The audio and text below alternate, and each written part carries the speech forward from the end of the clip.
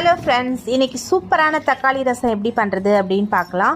குக்கரில் 4 தக்காளி, கொஞ்சமாக புளி, கொஞ்சம் கொத்தமல்லி, தனி மிளகாத்தூள் ஒரு அரை ஸ்பூன் அளவுக்கு ஆட் பண்ணி 2-3 விசில் போட்டு இறக்கிக்கோங்க. மிக்ஸி ஜாரில் 2 ஸ்பூன் மிளகு, 1.5 ஸ்பூன் அளவுக்கு சீரகம், ஒரு சிட்டிகை வெந்தயம், 1 ஸ்பூன் அளவுக்கு தனியா ஆட் பண்ணி கொரகொரப்பாக அரைச்சிக்கோங்க. 1 ஸ்பூன் அளவுக்கு நெய் விட்டு கொஞ்சமாக கருவேப்பிலை, நம்ம பொடிச்சு வச்சுருக்க பொடியும் சேர்த்து நல்லா வதக்கி எடுத்துக்கோங்க. அதுக்கு பிறகு நம்ம கரைச்சி வச்சுருக்க அந்த தக்காளி கிரேவி, பூண்டு, கொஞ்சம் கருவேப்பிலை, கொத்தமல்லி, பச்சை மிளகாய் இதையெல்லாம் சேர்த்து நுரக்கட்டி வர வரைக்கும் அப்படியே வச்சுருங்க. இதுக்கு தேவையான அளவு உப்பு, கொஞ்சமாக மஞ்சள் பொடி, கொஞ்சம் பெருங்காயம் ஆட் பண்ணிக்கோங்க. இது நல்லா நுரைச்சி வரும்போது மிச்சம் இருக்க கொத்தமல்லியும் தூவிட்டு கடாயில் கொஞ்சமாக நெய் விட்டு கடுகு, சீரகம், கருவேப்பிலை, பெருங்காயம், பூண்டு இது எல்லாமே ஆட் பண்ணி தாளித்து கொட்டி டக்குன்னு மூடிடுங்க.